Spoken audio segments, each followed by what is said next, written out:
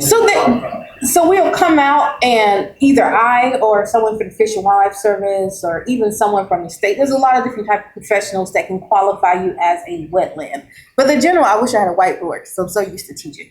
The general is 3 different characteristics. So the soil type, if you have wet body soil that remains wet 75% of the year. The next calculation is the vegetation type. So if you have vegetation, what's those things called? Palms and those specialized grasses for riparian environments, right? Salt palm meadow. Yep, salt palm meadow. Those type of things. And then the third characteristic is basically the next tier up is the type of hardwood species you have there. It's really easy to tell if you have water that's standing for at least 60% of the time of the year. It can dry out. That's fine for wetlands. That's normal.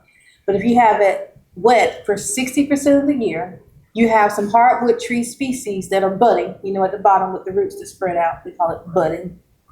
And you have some of those vegetative types like palmetto, then most likely you have a wetland, right? Yep. And then you can actually, you can even get their help with setting up a wetland bank, right? Those type of legal things too. So, really important to kind of know those type of characterizations.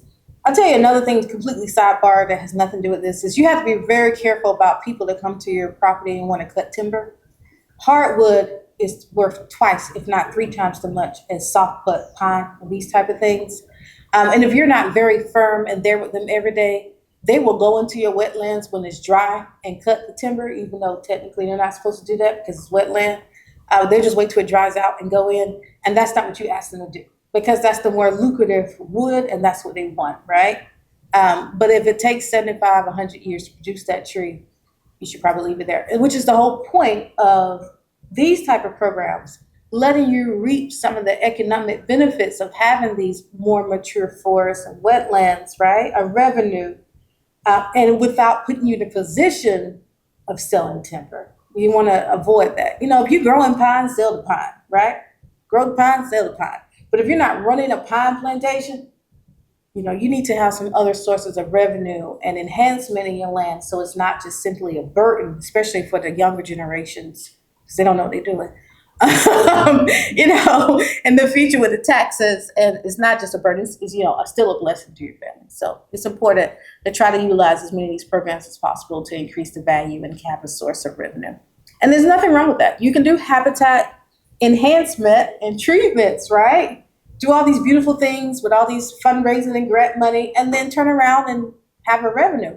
If it's nothing but a hunt club, and if you do hunt leasing on your property, yeah, it's pretty good because you can block it out, right? You can segment and say, this is your acre 2 plot section, and I leased this to Thomas for this year, and Thomas paid me a flat rate.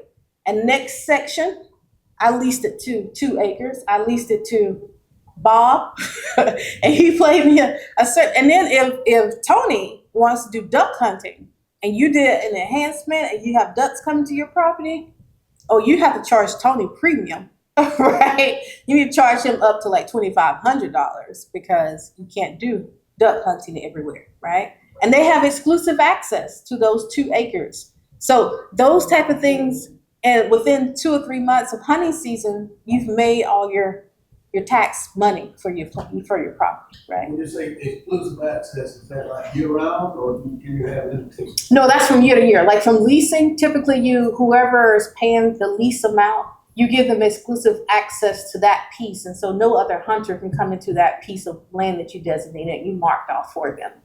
And so that's why they pay a premium price. They want an exclusive piece they can come to and hunt on. Yeah. So before you go from there,